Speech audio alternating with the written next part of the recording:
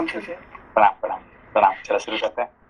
से page number 101 पंचत्रिंशः सर्गः शोणभद्रपार। हाँ जैसे मेरा वो कल वाले में से प्रश्न था तो पहले तो पूछ सकता हूँ। हाँ संजय, जो कल जो नदियों के बारे में बताया था, सोनभद्र और कौशिकी, ये अलग अलग नदी हैं। एक तो उन्होंने कहा जो हिमालय से निकल रही है कौशिकी, और दूसरी जो सोनभद्र है जिसके तट पर ये लोग जो थे अभी इस समय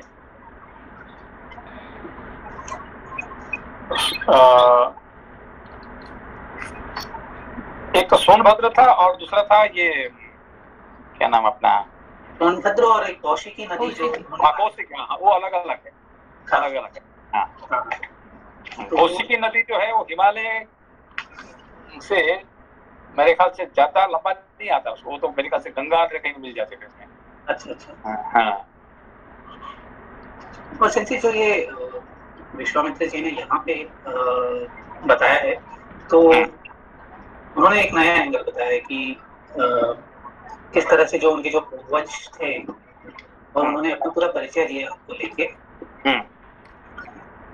तो संजय वो गुरु हैं और जो भगवान राम है उनके शिष्य हैं, तो इस तरह परिचय देने का क्या उद्देश्य हो सकता है संजय यहाँ पे? किसका परिचय? विश्वामित्र जी ने जो है अपने ही कुल का पूरा परिचय दिया है यहाँ पे। नहीं देखिए, ये जो रामायण महाभारत है ये हमारा इतिहास है, हिस्ट्री है, ठीक है ना। तो जो इम्पोर्टेंट चीज है हिस्ट्री, वो उसको यहाँ पे परिचय दे रहे हैं, ठीक है ना। ये गाधी और ये सब जो है ना उनका जो परिचय दे रहे हैं विश्वामित्र जी का, फिर सबका एक कुशनाभ, इनका परिचय, सबका एक एक परिचय दे रहे हैं उसमें से। फिर बाद में निमि वंश का आएगा, ठीक है ना। तो ये सब अलग अलग परिचय देंगे यहाँ पे। Thank you sir.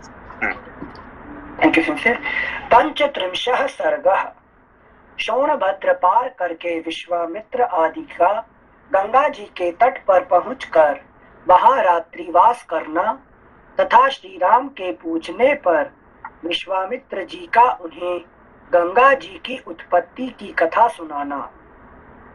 महर्षियों सहित विश्वामित्र ने रात्रि के शेष भाग में शोणभद्र के तट पर शयन किया।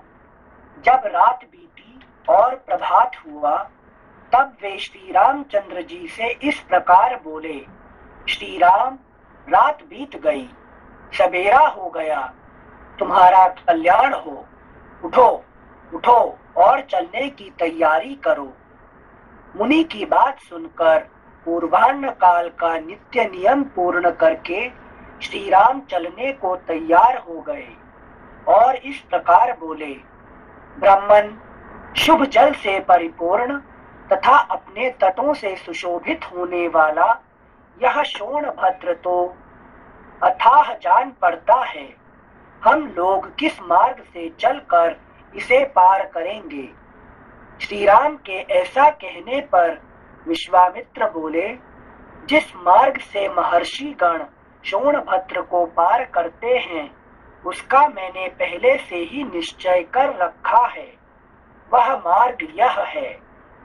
बुद्धिमान विश्वामित्र के ऐसा कहने पर वे महर्षि नाना प्रकार के वनों की शोभा देखते हुए वहां से प्रस्थित हुए। बहुत दूर का मार्ग तय कर लेने पर दोपहर होते होते उन सब लोगों ने मुनिजन सेवित सरिताओं में श्रेष्ठ गंगा जी के तट पर पहुंचकर उनका दर्शन किया। हंसों तथा सारसों से सेवित पुण्य सलिला भागीरथी का दर्शन करके श्री रामचंद्र जी के साथ समस्त मुनि बहुत प्रसन्न हुए। उस समय सबने गंगा जी के तट पर डेरा डाला। फिर विधिवत स्नान करके देवताओं और पितरों का तर्पण किया। उसके बाद अग्निहोत्र करके अमृत के समान मीठे हविष्य का भोजन किया। तदनंतर वे सभी कल्याणकारी महर्षि प्रसन्न चित्त हो महात्मा विश्वामित्र को चारों ओर से घेर कर गंगा जी के तट पर बैठ गए। जब वे सब मुनि स्थिर भाव से विराजमान हो गए और श्री राम तथा लक्ष्मण भी यथा योग्य स्थान पर बैठ गए, तब श्री राम ने प्रसन्न चित्त होकर विश्वामित्र जी से पूछा, भगवान, मैं यह सुनना चाहता हूँ कि 3 मार्गों से प्रवाहित होने वाली नदी ये गंगा जी किस प्रकार तीनों लोकों में घूमकर नदों और नदियों के स्वामी समुद्र में जा मिली हैं। श्री राम के इस प्रश्न द्वारा प्रेरित हो महामुनि विश्वामित्र ने गंगा जी की उत्पत्ति और वृद्धि की कथा कहना आरंभ किया। Next page 102। श्री राम हिमवान नामक एक पर्वत है जो समस्त पर्वतों का राजा तथा यहाँ से विश्वामित्र जी जो कहेंगे कि गंगा जी का अवतारण कैसे हुआ है, लेकिन उसके बाद स्कंद का कैसे ये उनका कैसे जन्म होता है कि नहीं, फिर ये सब बड़े बड़े अच्छे यहाँ से इतिहास आएगा फिर, ठीक है ना। बहुत इंटरेस्टिंग है ये। Thank you Sanjay. श्लोक संख्या 14 पेज 102। श्री राम हिमवान नामक एक पर्वत है जो समस्त पर्वतों का राजा तथा सब प्रकार के धातुओं का बहुत बड़ा खजाना है। हिमवान की 2 कन्याएं हैं जिनके सुंदर रूप की इस भूतल पर कहीं तुलना नहीं है। मेरु पर्वत की मनोहारिणी पुत्री मेना हिमवान की प्यारी पत्नी है। सुंदर कटी प्रदेश वाली मेना ही उन दोनों कन्याओं की जननी है। रघुनंदन, मेना के गर्भ से जो पहली कन्या उत्पन्न हुई वही ये गंगा जी हैं। ये हिमवान की ज्येष्ठ पुत्री हैं। हिमवान की ही दूसरी कन्या जो मेना के गर्भ से उत्पन्न हुई उमा नाम से प्रसिद्ध है।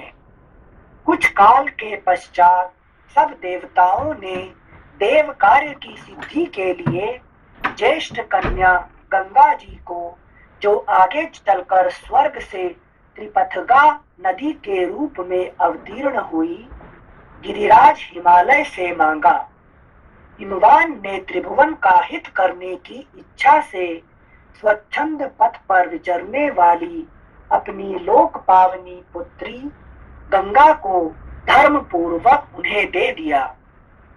तीनों लोकों के हित की इच्छा वाले देवता त्रिभुवन की भलाई के लिए ही गंगा जी को लेकर मन ही मन कृतार्थता का अनुभव करते हुए चले गए। कहानी कहाँ से शुरू होता है कि पहला ये 2 बेटियां है हिमवान का, एक गंगा जी और एक पार्वती उमा, ठीक है ना, ये 2 है। तो तीनों लोगों का भलाई के लिए गंगा जी है कि देवताओं का सहायक होके चले जाते हैं, ठीक है ना। फिर बाकी बचे कौन, पार्वती, ठीक है, तो उनको फिर शिव जी को ब्याह देते हैं, ठीक है ना। तो यहाँ से कहानी शुरू होता है दोनों का। Thank you Sanjay. श्लोक संख्या 19। रघुनंदन, तीनों लोकों के हित की इच्छा वाले देवता त्रिभुवन की भलाई के लिए ही गंगा जी को लेकर मन ही मन कृतार्थता का अनुभव करते हुए चले गए। रघुनंदन, गिरिराज की जो दूसरी कन्या उमा थी, वे उत्तम एवं कठोर व्रत का पालन करती हुई तपस्या में लग गईं। उन्होंने तपोमय धन का संचय किया। गिरिराज ने उग्र तपस्या में संलग्न हुई अपनी वह विश्ववंदिता पुत्री उमा अनुपम प्रभावशाली भगवान रुद्र को ब्याह दी। रघुनंदन इस प्रकार सरिताओं में श्रेष्ठ गंगा तथा भगवती उमा, ये दोनों गिरिराज हिमालय की कन्याएं हैं। सारा संसार इनके चरणों में मस्तक झुकाता है। गतिशीलों में श्रेष्ठ तात श्री राम गंगा जी की उत्पत्ति के विषय में ये सारी बातें मैंने तुम्हें बता दी। ये त्रिपथगामिनी कैसे हुई यह भी सुन लो। पहले तो ये आकाश मार्ग में गई थी, तत्पश्चात ये गिरिराज कुमारी गंगा रमणीय देव नदी के रूप में देवलोक में आरूढ़ हुई थी, फिर जल रूप में प्रवाहित हो लोगों। तो ये त्रिपथगामिनी मतलब 3 रास्तों से जाने वाली। हाँ, 3 जो स्वर्ग, मर्त्य और पाताल, ये तीनों पथ में गमन करने वाले सिर्फ गंगा जी ही है और कोई नहीं है। गंगा जी को छोड़ के दूसरा कोई नहीं है कि जो तीन रास्ता में जो चल सकते हैं, ठीक है ना। कोई एक में तो 2 3 में जाने वाले सिर्फ गंगा जी।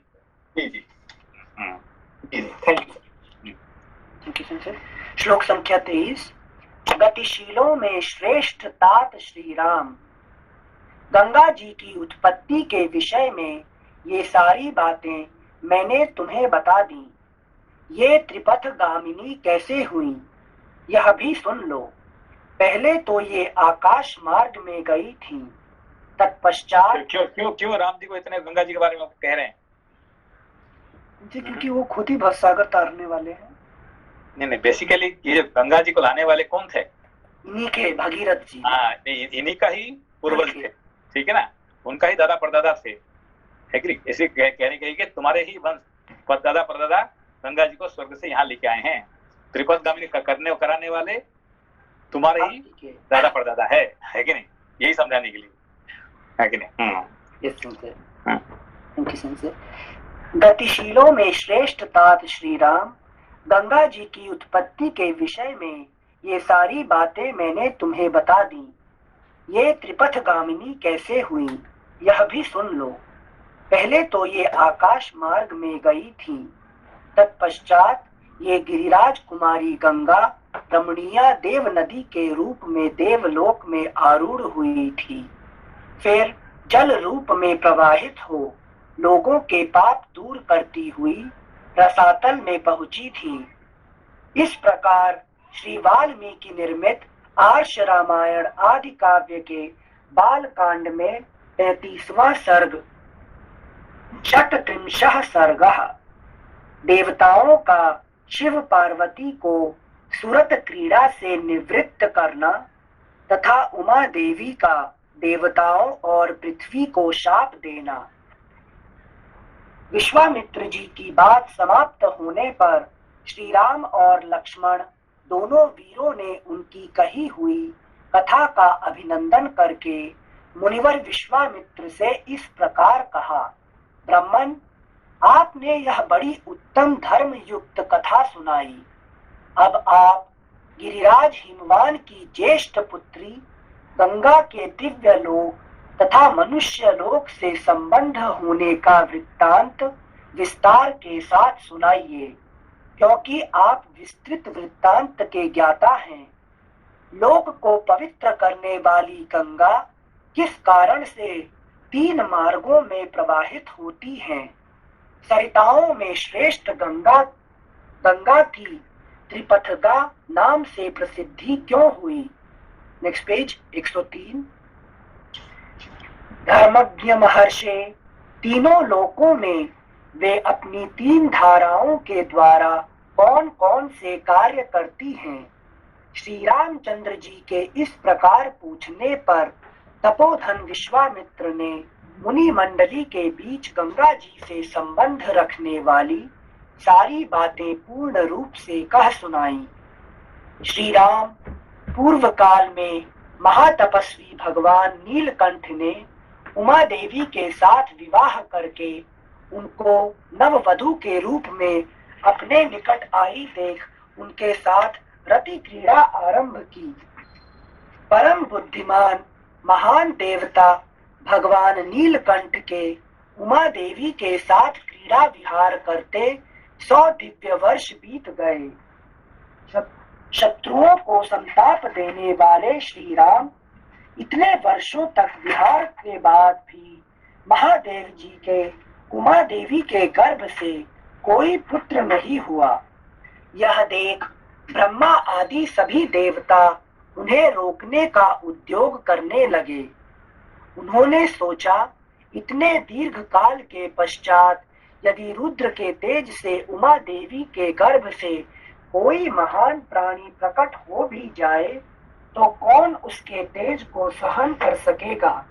देखा ना, ये कल विपिन जी पूछ रहे थे, ये समय में ये उड़ते रहता है कि नहीं। ये आज विपिन जी है क्या? विपिन जी आज आए नहीं है, अभी तक आए नहीं है। अच्छा, तो ये जो कह रहे थे क्या कि कल जो है ऐसे उड़ते रहता कैसे हुए हैं, है कि क्योंकि उनका जो है कि रेता उसको धारण करने के लिए इस विश्व में कोई नहीं है कि यही बता रहे थे, ठीक है ना। सिंसे ये ऊर्ध्वरेता शब्द तब भी आया था ना जब बुद्ध जी से नहीं, चंद्रमा से बुद्ध जी का जन्म हुआ था। ये चंद्रमा बुद्ध तो ना बेसिकली ये क्या कहते हैं, शिव जी का जो रेतस कहते हैं उसको, है कि नहीं, उनको धारण करने के लिए इस विश्व में कोई नहीं है, जो कि उनको धारण कर सकते हैं। ठीक है ना।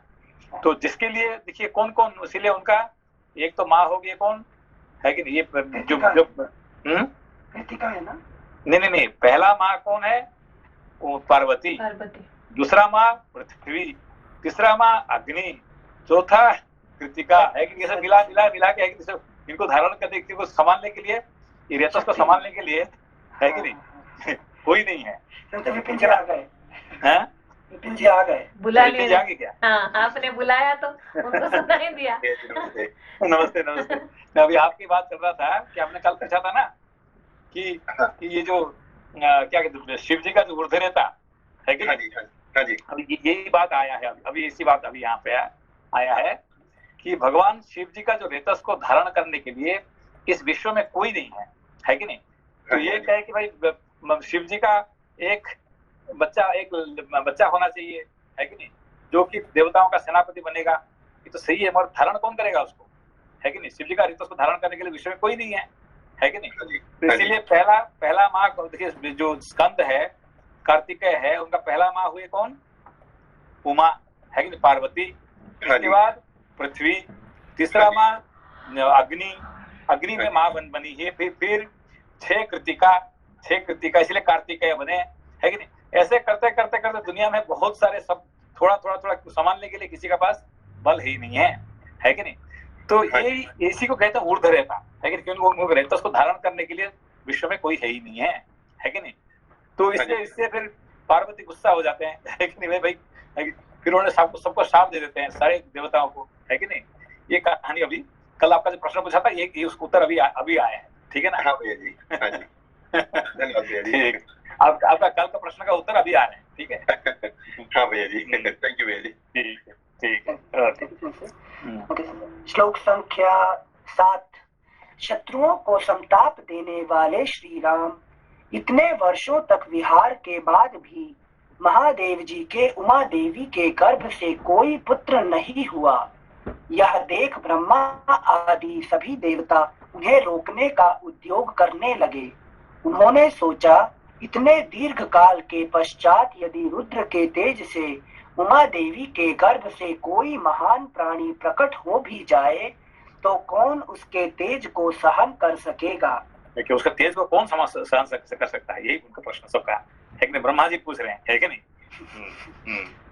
यह विचार कर सब देवता भगवान शिव के पास जा उन्हें प्रणाम करके यूं बोले, इस लोक के हित में तत्पर रहने वाले देव महादेव, देवता आपके चरणों में मस्तक झुकाते हैं। इससे प्रसन्न होकर आप इन देवताओं पर कृपा करें। सुरश्रेष्ठ, ये लोग आपके तेज को नहीं धारण कर सकेंगे, अतः आप क्रीड़ा से निवृत्त हो वेद बोधित तपस्या से युक्त होकर उमा देवी के साथ तप कीजिए। तीनों लोकों के हित की कामना से अपने तेज वीर्य को तेजः स्वरूप अपने आप में ही धारण कीजिए। इन सब लोकों की रक्षा कीजिए, लोकों का विनाश न कर डालिए। देवताओं की यह बात सुनकर सर्वलोक महेश्वर शिव ने बहुत अच्छा कहकर उनका अनुरोध स्वीकार कर लिया। फिर उनसे इस प्रकार कहा, देवताओं, उमा सहित मैं अर्थात हम दोनों अपने तेज से ही तेज को धारण कर लेंगे। पृथ्वी आदि सभी लोकों के निवासी शांति लाभ करें। किंतु सुरश्रेष्ठ गण, यदि मेरा यह सर्वोत्तम तेज वीर्य क्षुब्ध होकर अपने स्थान से स्खलित हो जाए तो उसे कौन धारण करेगा? यह तो कौन धारण करेगा, है कि नहीं? ये तो यही उनका प्रश्न है कि संसार में कोई है कि जो धारण कर सकता है कि नहीं? श्लोक संख्या 15।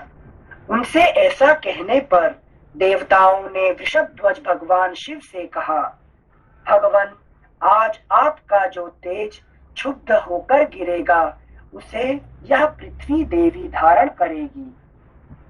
देवताओं का यह कथन सुनकर महाबली देवेश्वर शिव ने अपना तेज छोड़ा, जिससे पर्वत और वनों सहित यह सारी पृथ्वी व्याप्त हो गई। तब देवताओं ने अग्निदेव से कहा, अग्नि, तुम वायु के सहयोग से भगवान शिव के इस महान तेज को अपने भीतर रख लो। देखो अभी देखो पहला उमा, ठीक, पार्वती, उसके बाद है कि नहीं पृथ्वी, फिर अग्नि, फिर वायु, ये सब है कि नहीं उसका तेज को संभाल रहे हैं, ठीक है ना? अग्नि से व्याप्त होने पर वह तेज श्वेत पर्वत के रूप में परिणत हो गया। साथ ही वहां दिव्य सरकंडों का वन भी प्रकट हुआ, जो अग्नि और सूर्य के समान तेजस्वी प्रतीत होता था। उसी वन में अग्नि जनित महातेजस्वी कार्तिकेय का, नेक्स्ट पेज 104, कार्तिकेय का प्रादुर्भाव हुआ। तदनंतर ऋषियों सहित देवताओं ने अत्यंत प्रसन्न चित्त होकर देवी उमा और भगवान शिव का बड़े भक्ति भाव से पूजन किया। श्री राम इसके बाद गिरिराज नंदिनी उमा के नेत्र क्रोध से लाल हो गए। उन्होंने समस्त देवताओं को रोष पूर्वक शाप दे दिया।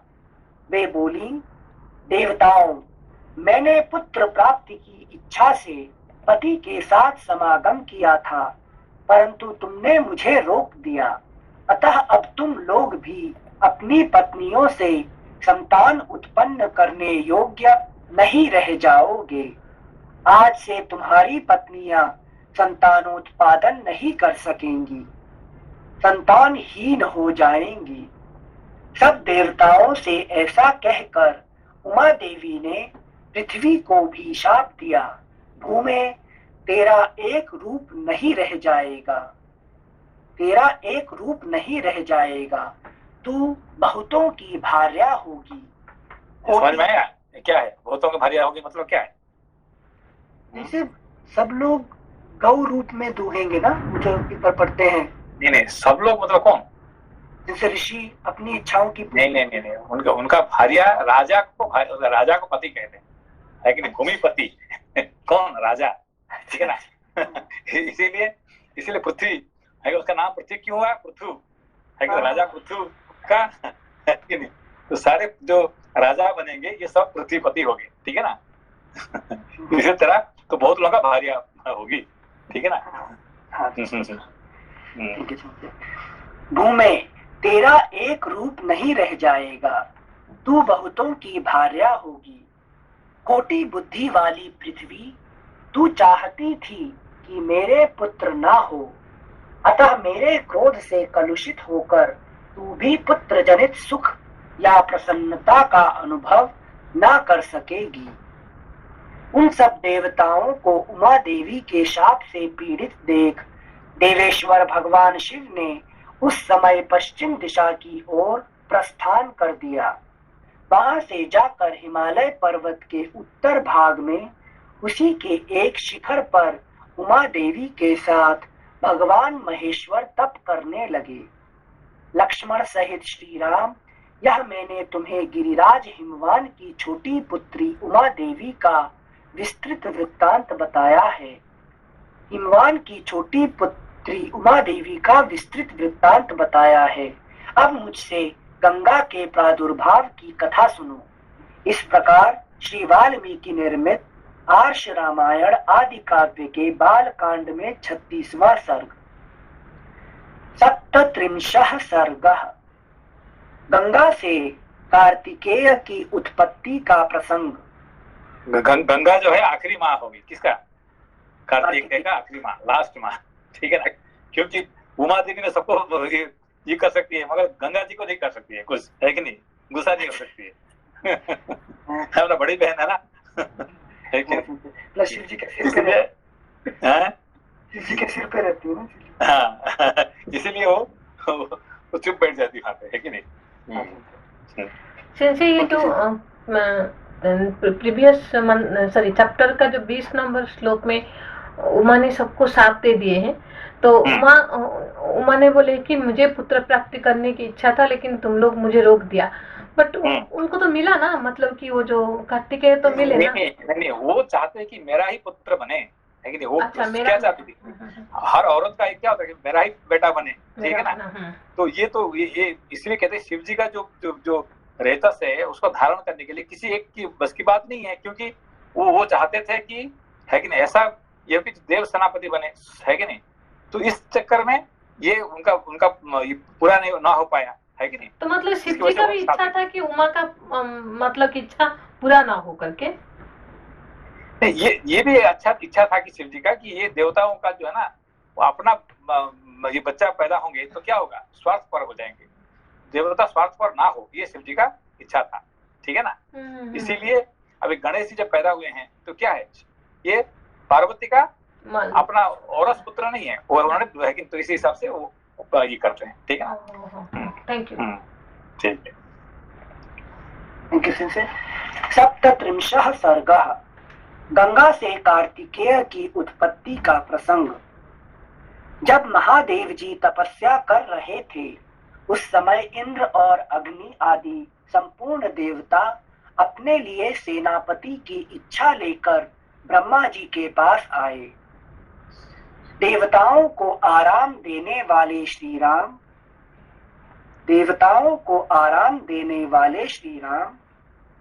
इंद्र और अग्नि सहित समस्त देवताओं ने भगवान ब्रह्मा को प्रणाम करके इस प्रकार कहा, प्रभु, पूर्व काल में जिन भगवान महेश्वर ने हमें बीज रूप से सेनापति प्रदान किया था, वे उमा देवी के साथ उत्तम तप का आश्रय लेकर तपस्या करते हैं। विधि विधान के ज्ञाता पितामह, अब लोक हित के लिए जो कर्तव्य प्राप्त हो उसको पूर्ण कीजिए, क्योंकि आप ही हमारे परम आश्रय हैं। देवताओं की यह बात सुनकर संपूर्ण लोकों के पितामह ब्रह्मा जी ने मधुर वचनों द्वारा उन्हें सांत्वना देते हुए कहा, देवताओं, गिरिराज कुमारी पार्वती ने जो शाप दिया है, देवताओं, गिरिराज कुमारी पार्वती ने जो शाप दिया है उसके अनुसार तुम्हें अपनी पत्नियों के गर्भ से अब कोई संतान नहीं होगी। उमा देवी की वाणी अमोघ है, अतः वह सत्य होकर ही रहेगी, इसमें संशय नहीं है। ये है उमा की बड़ी बहन आकाश गंगा, जिनके गर्भ में शंकर जी के उस तेज को स्थापित करके अग्निदेव एक ऐसे पुत्र को जन्म देंगे। Next page 105। एक ऐसे पुत्र को जन्म देंगे जो देवताओं के शत्रुओं का दमन करने में समर्थ सेनापति होगा। ये गंगा गिरिराज की ज्येष्ठ पुत्री हैं, अतः अपनी छोटी बहन के उस पुत्र को अपने ही पुत्र के समान मानेंगी। उमा को भी यह बहुत प्रिय लगेगा, इसमें संशय नहीं है। रघुनंदन, ब्रह्मा जी का यह वचन सुनकर सब देवता कृतकृत्य हो गए। उन्होंने ब्रह्मा जी को प्रणाम करके उनका पूजन किया। श्री राम विविध धातुओं से अलंकृत उत्तम कैलाश पर्वत पर जाकर उन संपूर्ण देवताओं ने अग्निदेव को पुत्र उत्पन्न करने के कार्य में नियुक्त किया। वे बोले, देव हुताशन, यह देवताओं का कार्य है, इसे सिद्ध कीजिए। भगवान रुद्र के उस महान तेज को अब आप गंगा जी में स्थापित कर दीजिए। तब देवताओं से बहुत अच्छा कहकर अग्निदेव गंगा जी के निकट आए और बोले, देवी आप इस गर्भ को धारण करें, यह देवताओं का प्रिय कार्य है। अग्निदेव की यह बात सुनकर गंगा देवी ने दिव्य रूप धारण कर लिया। उनकी यह महिमा, यह रूप वैभव देखकर अग्निदेव ने उस रुद्र तेज को उनके सब ओर बिखेर दिया। रघुनंदन, अग्निदेव ने जब गंगा देवी को सब ओर से उस रुद्र तेज द्वारा अभिषिक्त कर दिया, तब गंगा जी के सारे स्रोत उससे परिपूर्ण हो गए। तब गंगा ने समस्त देवताओं के अग्रगामी अग्निदेव से इस प्रकार कहा, देव आपके द्वारा स्थापित किए गए इस बढ़े हुए तेज को धारण करने में मैं असमर्थ हूँ। इसकी आँच से जल रही हूँ और मेरी चेतना व्यथित हो रही है। तब संपूर्ण देवताओं के हविष्य को भोग लगाने वाले अग्निदेव ने गंगा देवी से कहा, देवी हिमालय पर्वत के पार्श्व भाग में इस गर्भ को स्थापित कर दीजिए। निष्पाप रघुनंदन, अग्नि की यह बात सुनकर महातेजस्विनी गंगा ने उस अत्यंत प्रकाशमान गर्भ को अपने स्रोतों से निकालकर यथोचित स्थान में रख दिया। गंगा के गर्भ से जो तेज निकला वह तपाए हुए जाम्बुनद नामक सुवर्ण के समान कांतिमान दिखाई देने लगा। गंगा सुवर्णमय मेरुगिरी से प्रकट हुई है, अतः उनका बालक भी वैसे ही रूप रंग का हुआ। पृथ्वी पर जहाँ वह तेजस्वी गर्भ स्थापित हुआ, वहाँ की भूमि तथा प्रत्येक वस्तु सुवर्णमयी हो गई। उसके आसपास का स्थान अनुपम प्रभा से प्रकाशित होने वाला रजत हो गया। उस तेज की तीक्ष्णता से ही दूरवर्ती भूभाग की वस्तुएं तांबे और लोहे के रूप में परिणत हो गई। उस तेजस्वी गर्भ का जो मल था वही वहां रांगा और सीसा हुआ। इस प्रकार पृथ्वी पर पड़कर वह तेज नाना प्रकार के धातुओं के रूप में वृद्धि को प्राप्त हुआ। पृथ्वी पर उस गर्भ के रखे जाते ही उसके तेज से व्याप्त होकर पूर्वोक्त श्वेत पर्वत और उससे संबंध रखने वाला सारा वन सुवर्णमय होकर जगमगाने लगा। पुरुष सिंह रघुनंदन, तभी से अग्नि के समान प्रकाशित होने वाले सुवर्ण का नाम जात रूप हो गया। पुरुष सिंह रघुनंदन, तभी से अग्नि के समान प्रकाशित होने वाले सुवर्ण का नाम जात रूप हो गया, क्योंकि उसी समय सुवर्ण का तेजस्वी रूप प्रकट हुआ था। उस गर्भ के संपर्क से वहां का तृण, वृक्ष, लता और गुल्म सब कुछ सोने का हो गया। Next page 106। तदनंतर इंद्र और मरुदगणों सहित संपूर्ण देवताओं ने वहां उत्पन्न हुए कुमार को दूध पिलाने के लिए 6 कृत्तिकाओं को नियुक्त किया। तब उन कृत्तिकाओं ने यह हम सबका पुत्र हो ऐसी उत्तम शर्त रखकर और इस बात का निश्चित विश्वास लेकर उस नवजात बालक को अपना दूध प्रदान किया। उस समय उनका नाम हमारे नाम से होना चाहिए, है कि नहीं? इसीलिए कार्तिकेय हुआ है, ठीक है ना? क्योंकि उनका नाम स्कंद था, ठीक है ना? तो कुमार था उसका, नहीं, उनका नाम जो हमारे नाम से प्रसिद्ध होना चाहिए, ठीक है?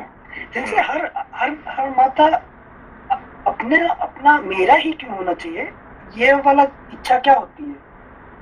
ऐसे देखिए, सबका एक जो है क्या कहते हैं, जो प्रसिद्धि प्राप्ति करने के लिए ये भी एक है कि नहीं? अच्छा, की प्राप्ति। पुत्रेषणा, वित्तेषणा, लोकेषणा, ठीक है ना? ये जो नाम कमाने का है वो पुत्र का माध्यम से नाम कमाने का यही होता है, ठीक है ना? अच्छा।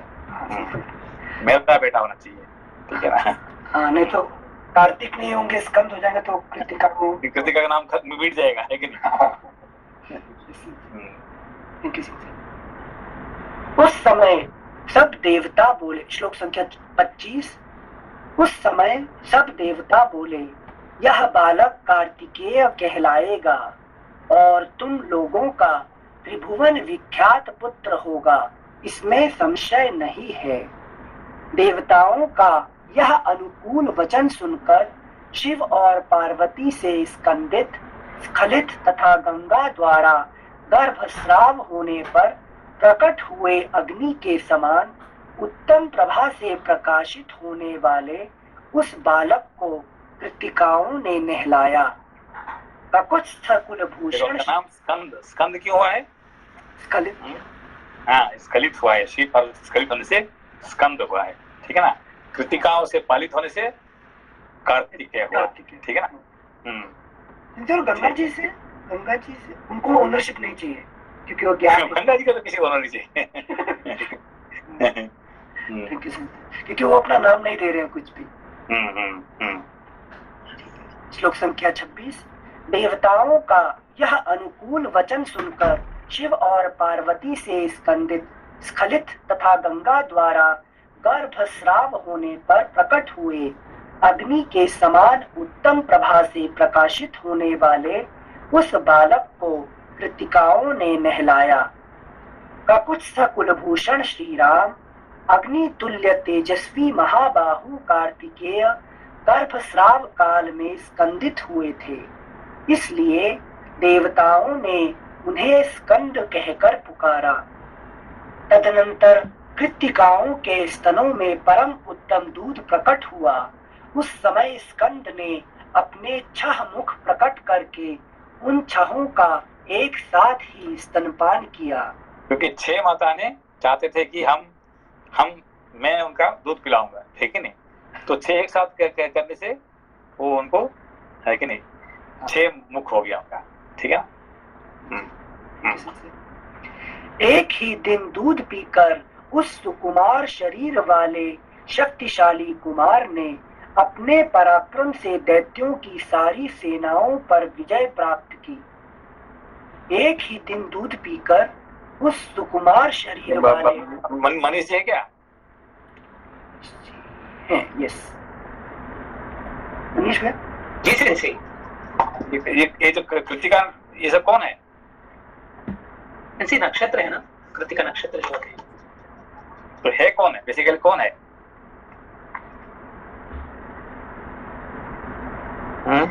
सप्तर्षियों की पत्नी है। हाँ, तो सप्तर्षियों की पत्नी फिर 6 कैसे हो गए? क्योंकि अरुंधति वशिष्ठ के साथ में ही रहती है। हाँ, बस, वेरी गुड। मनीष जी क्यों नहीं किया? ऐसे याद था लेकिन वो लिंक नहीं कर पाई थी यहाँ पे। इससे माता वाला टॉपिक है। ठीक है जी। श्लोक संख्या 29, एक ही दिन दूध पीकर उस सुकुमार शरीर वाले शक्तिशाली कुमार ने अपने पराक्रम से दैत्यों की सारी सेनाओं पर विजय प्राप्त की। तत्पश्चात अग्नि आदि सब देवताओं ने मिलकर उन महातेजस्वी स्कंद का देव सेनापति के पद पर अभिषेक किया।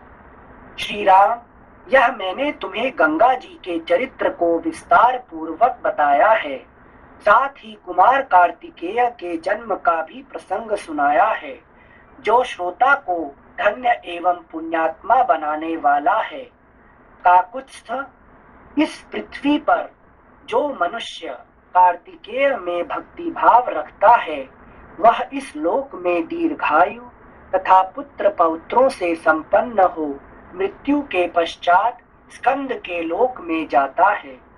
इस प्रकार श्री वाल्मीकि निर्मित आर्ष रामायण आदि काव्य के बाल कांड में 37वां सर्ग। 38 सर्ग। राजा सगर के पुत्रों की उत्पत्ति तथा यज्ञ की तैयारी। विश्वामित्र जी ने मधुर अक्षरों से युक्त वह कथा श्री राम को सुनाकर फिर उनसे दूसरा प्रसंग इस प्रकार कहा। वीर, पहले की बात है, अयोध्या। सेंसी, जैसे गंगा की कथा तो वास्तव में मतलब बहुत ज्यादा महत्वपूर्ण है, पर हमारे सामने जैसे और भी प्राकृतिक चीजें आती है, तो उनको भी सेंसी मतलब उनके किसी भी जानकारी होना चाहिए, या फिर वो सिर्फ एक जिज्ञासा रहती है? किसके बारे में? सेंसी, जैसे गंगा नदी जो है वो तो हम हमारे सामने अभी तक इतने समय में हम तो जा नहीं पाए वहां पे, पर कुछ और नदियां हैं जो जो हमारे एरिया में रहती हैं। हाँ। और नदियां हैं, कुछ और पर्वत हैं, तो इनके पीछे भी जो कहानी है और इनके पीछे भी जो हिस्ट्री होती है वो भी उतनी ही इम्पोर्टेंट है। नहीं, जितने देखिए ये सभी नदी में जो श्रेष्ठ है ये गंगा नदी है, ठीक है ना। तो सभी नदी तो श्रेष्ठ ही है, और एक नंबर कहेंगे तो फिर गंगा ही है, उनसे बढ़कर कोई है ही नहीं है, ठीक है ना। तो इसीलिए सबका जो है कि नहीं महान है, एक नंबर है जो है ये गंगा नदी है, ठीक है ना। देखिए आज के समय पे, अभी ये कोरोना के समय पे सबसे ज्यादा अभी देखिए कितने लाखों शव अभी वहां पे दफना जा रहे हैं वहां पे, है कि नहीं। इसको अवश्य नहीं करना चाहिए। अब इसको हजम करने के लिए किसका पास बल है कि नहीं, कोई है कि नहीं, मालूम है ना आपको? अभी जी सेंसी जी, लाखों शव जो है ऐसा गंगा में फेंक देते हैं, गंगा जी का दफना देते हैं, है कि नहीं। ये अच्छा नहीं है, आपको ये is not a good thing. तो भी ये सब इसके इतने ये कर रहे हैं, है कि नहीं।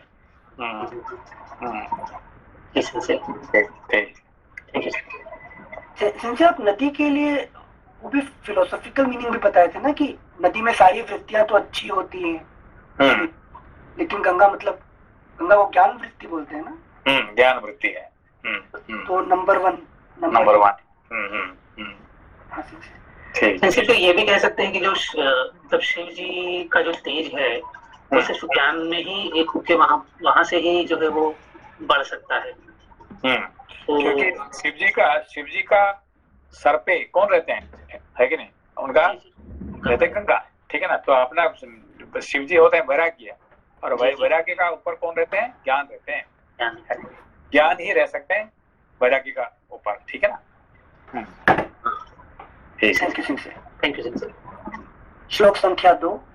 वीर, पहले की बात है, अयोध्या में सगर नाम से प्रसिद्ध एक धर्मात्मा राजा राज्य करते थे। उन्हें कोई पुत्र नहीं था, अतः वे पुत्र प्राप्ति के लिए सदा उत्सुक रहा करते थे।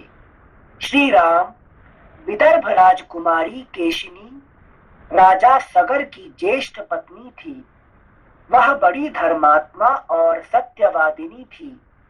सगर की दूसरी पत्नी का नाम सुमति था। वह अरिष्टनेमी कश्यप की पुत्री तथा गरुड़ की बहन थी। महाराज सगर अपनी उन दोनों पत्नियों के साथ हिमालय पर्वत पर जाकर भृगु प्रस्रवण नामक शिखर पर तपस्या करने लगे। पर हिमालय पर्वत पर जाकर भृगु प्रस्रवण नामक शिखर पर तपस्या करने लगे। 100 वर्ष पूर्ण होने पर उनकी तपस्या द्वारा प्रसन्न हुए सत्यवादियों में श्रेष्ठ महर्षि भृगु ने राजा सगर को वर दिया। Next page 107। निष्पाप नरेश, तुम्हें बहुत से पुत्रों की प्राप्ति होगी। पुरुष प्रवर, तुम इस संसार में अनुपम कीर्ति प्राप्त करोगे। तात, तुम्हारी एक पत्नी तो एक ही पुत्र को जन्म देगी, जो अपनी वंश परंपरा का विस्तार करने वाला होगा, तथा दूसरी पत्नी 60,000 पुत्रों की जननी होगी। महात्मा भृगु जब इस प्रकार कह रहे थे, उस समय उन दोनों रानियों ने उन्हें प्रसन्न करके स्वयं भी अत्यंत आनंदित हो दोनों हाथ जोड़कर पूछा, ब्राह्मण, किस रानी के एक पुत्र होगा और कौन बहुत से पुत्रों की जननी होगी? हम दोनों यह सुनना चाहती हैं, आपकी वाणी सत्य हो। उन दोनों की यह बात सुनकर परम धर्मात्मा भृगु ने उत्तम वाणी में कहा, देवियों, तुम लोग यहाँ अपनी इच्छा प्रकट करो। तुम्हें वंश चलाने वाला एक ही पुत्र प्राप्त हो अथवा महान, बलवान, यशस्वी एवं अत्यंत उत्साही बहुत से पुत्र। इन दो वरों में से किस वर को कौन सी रानी ग्रहण करना चाहती है? रघुकुल नंदन श्री राम मुनि का यह वचन सुनकर केशिनी ने राजा सगर के समीप वंश चलाने वाले एक ही पुत्र का वर ग्रहण किया। तब गरुड़ की बहन सुमति ने महान, उत्साही और यशस्वी 60,000 पुत्रों को जन्म देने का वर प्राप्त किया। रघुनंदन तदनंतर रानियों सहित राजा सगर ने महर्षि की परिक्रमा करके अभी देखिए, हर बार नया नया चीज आपको आता है। अभी ये कौन है? ये गरुड़ की बहन है कि नहीं? ये चीज जो है ये अभी तक नहीं आया था, है कि नहीं? हर बार सेम कहानी वही रहेगा, मगर उसमें आपको अलग अलग परिचय मिलेगा आपको, है कि नहीं? Thank you. श्लोक संख्या 14। तब गरुड़ की बहन सुमति ने महान, उत्साही और यशस्वी 60,000 पुत्रों को जन्म देने का वर प्राप्त किया। रघुनंदन तदनंतर रानियों सहित राजा सगर ने महर्षि की परिक्रमा करके उनके चरणों में मस्तक झुकाया और अपने नगर को प्रस्थान किया। कुछ काल व्यतीत होने पर, याद है सगर का अर्थ क्या है? इनसे जो गर के साथ पैदा हुआ, मतलब पॉइजन के साथ। ठीक है। श्लोक संख्या 16। कुछ काल व्यतीत होने पर बड़ी रानी केशिनी ने सगर के औरस पुत्र असमंज को जन्म दिया। असमंजस। कुछ काल व्यतीत होने पर बड़ी रानी केशिनी ने सगर के औरस पुत्र असमंज को जन्म दिया। पुरुष सिंह छोटी रानी सुमति ने तुम्बी के आकार का एक गर्भपिंड उत्पन्न किया। नमस्ते सेंसे। नमस्ते नमस्ते नमस्ते। सेंसे, सागर जी का मतलब क्या है? वो उन्हीं के मतलब उन्होंने जो उनके बेटों ने मतलब वो थोड़ा वो ऋषि के साथ फाइट करके आ गए थे करके, फिर वो नहीं, उन्होंने जो है ना, उनका नाम सगर इसलिए हुआ है, गर मतलब होता है विष, है कि नहीं? पॉइजन। अच्छा, है कि नहीं? तो उनको उनका माँ को पॉइजन दिया गया था, है कि नहीं? विष दिया गया था, तो वो मर जाएगी वहां पे, मगर नहीं मर के पॉइजन के साथ पैदा हुआ है कि नहीं? अच्छा, तो इसीलिए उसका नाम सगर कहा गया। सगर, ठीक है ना? तो उनका बेटों ने सारे पृथ्वी खोद दिए, इसीलिए सागर हुआ। ठीक है ना? सागर क्यों कहते हैं समुद्र को? क्योंकि ये सगर का पुत्र ने 60,000 पुत्र ने खोदे थे, इसलिए उसका नाम सागर कहा गया। ठीक है ना? हाँ, धन्यवाद। सागर और सागर दो शब्द। सागर। Thank you sense. अभी जो आप बताए सगर के पुत्र दो खोद के समुद्र बना दिए, हम ये चीज हमेशा याद रख पाते हैं कि वो कपिल जी को जाके मतलब क्रोध दिला और भस्म हो गए, लेकिन उनका जो अवतरण हुआ है सागर बनाने के लिए, ये चीज याद क्यों नहीं रहती? हाँ, ये इसलिए उनको कहा गया। देखो, अभी यहीं पे आपको मिलेगा और कहीं नहीं मिलेगा। कि ये जो 60,000 पुत्र, इनका ये बहुत बलशाली है। और किसका बेटे हैं? ये गरुड़ जी का बहन है। ठीक है ना? तो गरुड़ जी का पावर उनका बहन भी है कि नहीं? तो उनका 60,000 पुत्र क्या छोटे ये है क्या महान है कि नहीं? तो उनका कितना बल है कि पूरा समुद्र खोदने के लिए उनका पास बल है कि नहीं? ये सब देखिए, नया नया रूप आपको हर बार कहानी में एक नया नया रूप आपको मिलता जाएगा। ठीक है ना? तो मतलब समुद्र खोदने के बाद उनका एक तरीके से कार्य समाप्त हो गया। तो उनका काम खत्म नहीं। उनको इनका भृगु महर्षि का ये था कि भाई तुमको वन टाइम, है कि नहीं, काम करने वाला चाहिए कि लॉन्ग टाइम करने से। Long plan, short term plan, है कि नहीं? ये दोनों का प्लान है कि नहीं? तो इन्होंने आएंगे फटाफट करके चले जाएंगे। ये चाहिए कि जो लंबा तरह से करते वो चाहिए। क्या चाहिए आपको? ठीक है ना? है कि यही बात है। श्लोक संख्या 17। पुरुष सिंह छोटी रानी सुमति ने तुम्बी के आकार का एक गर्भपिंड उत्पन्न किया। उसको फोड़ने से 60,000 बालक निकले। उन्हें घी से भरे हुए घड़ों में रखकर धाइयां उनका पालन पोषण करने लगी। धीरे धीरे जब बहुत दिन बीत गए तब वे सभी बालक युवावस्था को प्राप्त हुए।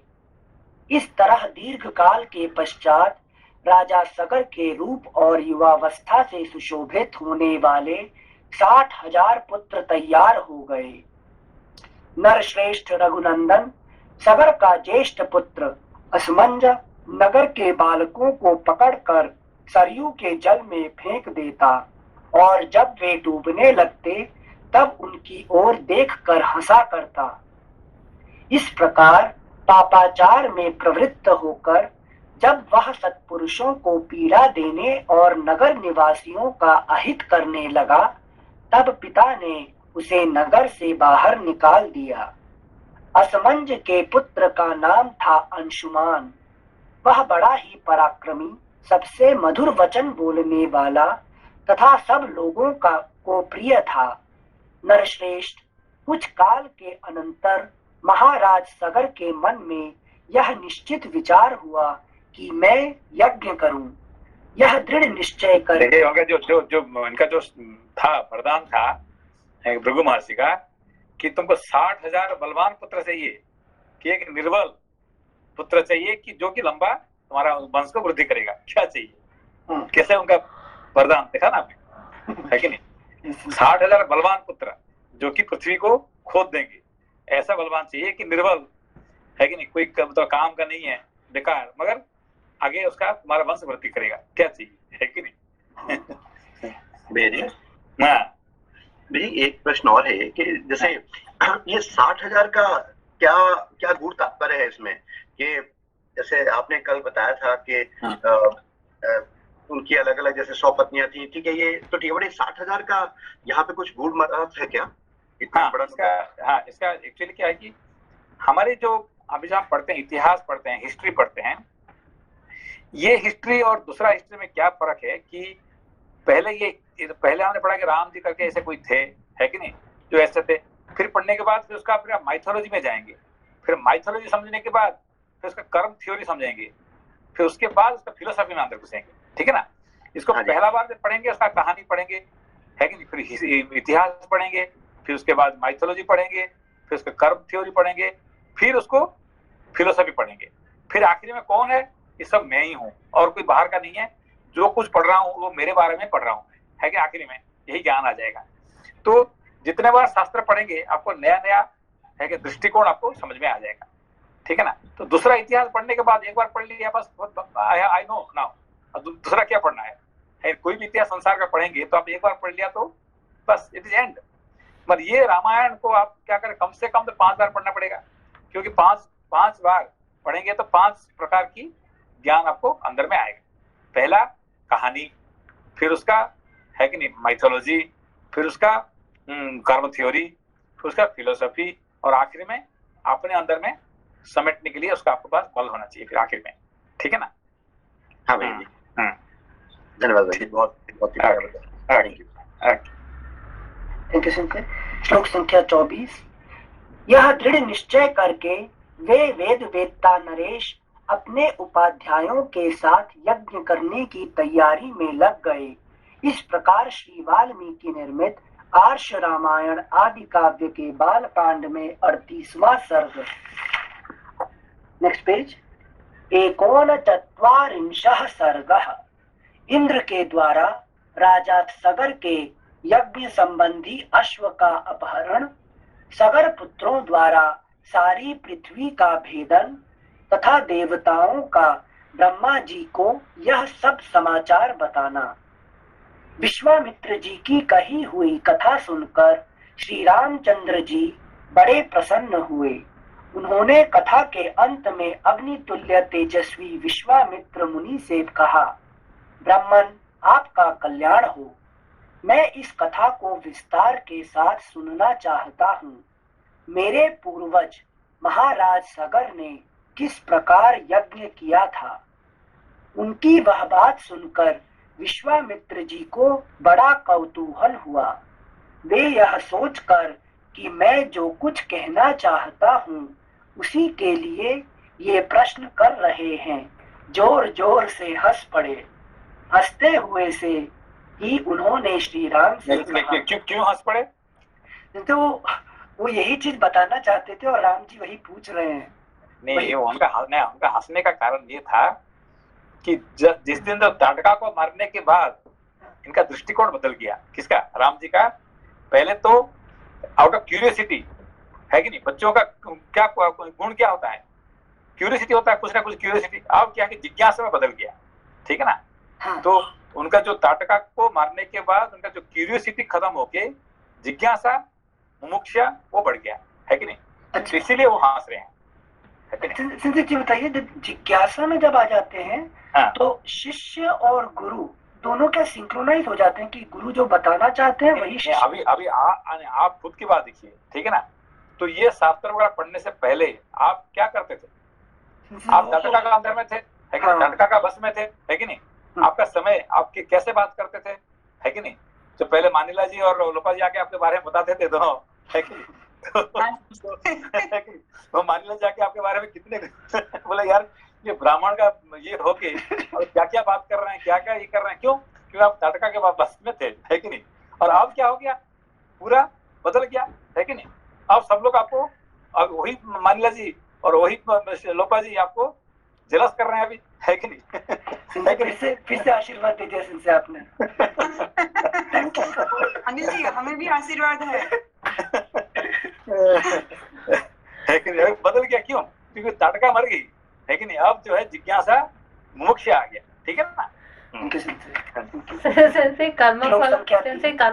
उनकी वह बात सुनकर विश्वामित्र जी को बड़ा कौतूहल हुआ। वे यह सोचकर कि मैं जो कुछ कहना चाहता हूँ उसी के लिए ये प्रश्न कर रहे हैं, जोर जोर से हंस पड़े। हंसते हुए से ही उन्होंने श्री राम से कहा, राम, तुम महात्मा सगर के यज्ञ का विस्तार पूर्वक वर्णन सुनो। पुरुषोत्तम शंकर जी के श्वशुर हिमवान नाम से विख्यात पर्वत विंध्याचल तक पहुंचकर तथा विंध्य पर्वत हिमवान तक पहुंचकर दोनों एक दूसरे को देखते हैं। पीछे पढ़ेंगे। राम, तुम महात्मा सगर के यज्ञ का विस्तार पूर्वक वर्णन सुनो। पुरुषोत्तम शंकर जी के श्वशुर हिमवान नाम से विख्यात पर्वत विंध्याचल तक पहुंचकर तथा विंध्य पर्वत हिमवान तक पहुंचकर दोनों एक दूसरे को देखते हैं। इन दोनों के बीच में दूसरा कोई ऐसा ऊंचा पर्वत नहीं है जो दोनों के पारस्परिक दर्शन में बाधा उपस्थित कर सके।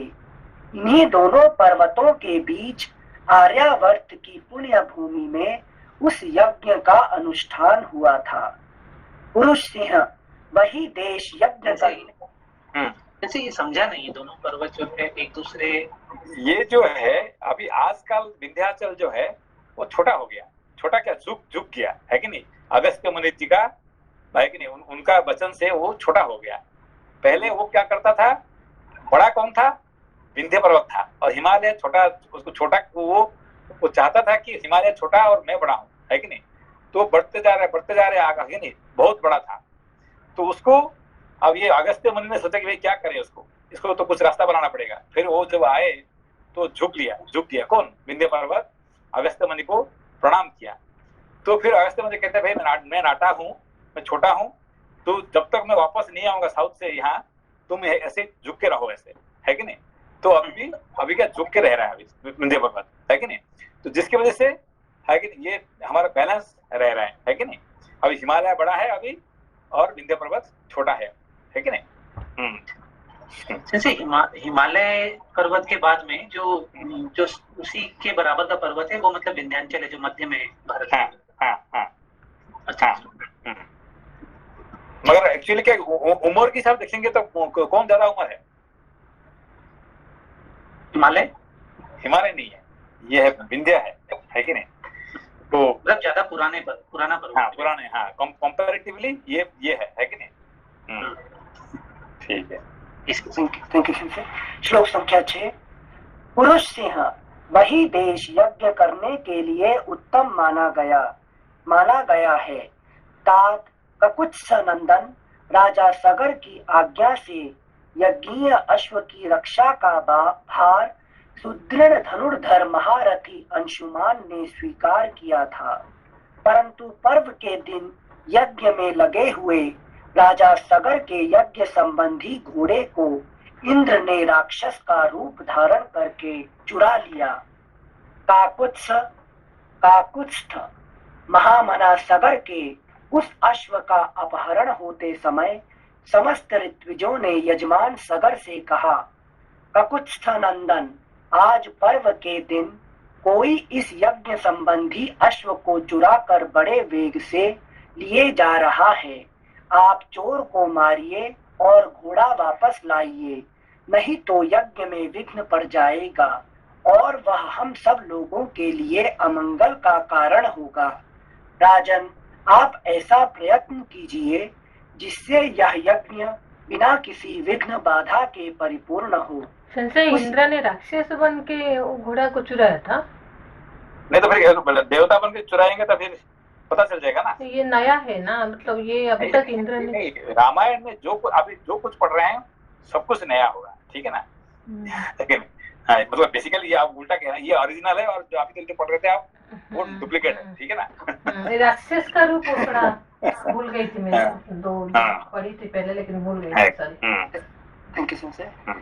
उस यज्ञ सभा में बैठे हुए राजा सगर ने उपाध्यायों की बात सुनकर अपने 60,000 पुत्रों से कहा, पुरुष प्रवर पुत्रों, यह महान यज्ञ वेद मंत्रों से पवित्र अंतःकरण वाले महाभाग महात्माओं द्वारा संपादित हो रहा है, अतः यहाँ राक्षसों की पहुंच हो ऐसा मुझे नहीं दिखाई देता। अतः यह अश्व चुराने वाला कोई देव कोटि का पुरुष होगा। क्योंकि ये जो वेद के यज्ञ में कोई राक्षस का प्रवेश यहाँ पे नहीं हो सकता है। यहाँ प्रवेश का सिर्फ देवता ही प्रवेश कर सकते हैं, है कि नहीं? ये जान लीजिए। विश्वामित्र जी भी तो वेद मंत्र से प्रतिपादित हुआ यज्ञ कर रहे थे ना? नहीं, वो अलग चीज है। यहाँ पे जो है ना ये यज्ञ कर रहे थे। अच्छा। वो हाँ, मतलब ये इसमें थोड़ा ये दो अलग चीज है, ठीक है ना? श्लोक संख्या 13, 14, 15। अतः पुत्रों, तुम लोग जाओ, घोड़े की खोज करो, तुम्हारा कल्याण हो। समुद्र से घिरी हुई इस सारी पृथ्वी को छान डालो। एक एक योजन विस्तृत भूमि को बांटकर उसका चप्पा चप्पा देख डालो। जब तक घोड़े का पता न लग जाए तब तक मेरी आज्ञा से इस पृथ्वी को खोदते रहो। इस खोदने का एक ही लक्ष्य है, उस अश्व के चोर को ढूंढ निकालना। मैं यज्ञ की दीक्षा ले चुका हूँ, अतः स्वयं उसे ढूंढने के लिए नहीं जा सकता। इसलिए जब तक उस अश्व का दर्शन ना हो, नेक्स्ट पेज 109, तब तक मैं उपाध्यायों और पौत्र अंशुमान के साथ यहीं रहूंगा। श्री राम पिता के आदेश रूपी बंधन से बंधकर वे सभी महाबली राजकुमार मन ही मन हर्ष का अनुभव करते हुए भूतल पर विचरने लगे। सारी पृथ्वी का चक्कर लगाने के बाद भी उस अश्व को न देखकर उन महाबली पुरुष सिंह राजपुत्रों ने प्रत्येक के हिस्से में एक एक योजन भूमि का बंटवारा करके अपनी भुजाओं द्वारा उसे खोदना आरंभ किया।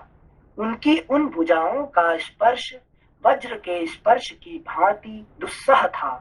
रघुनंदन उस समय वज्र तुल्य शूलों और अत्यंत दारूढ़ हलों द्वारा सब ओर से विदीर्ण की जाती हुई वसुधा आर्तनाद करने लगी। रघुवीर उन राजकुमारों द्वारा मारे जाते हुए नागों, असुरों, राक्षसों तथा दूसरे दूसरे प्राणियों का भयंकर आर्तनाद गूंजने लगा। रघुकुल को आनंदित करने वाले श्री राम, उन्होंने 60,000 योजन की भूमि खोद डाली। मानो वे सर्वोत्तम रसातल का अनुसंधान कर रहे हों।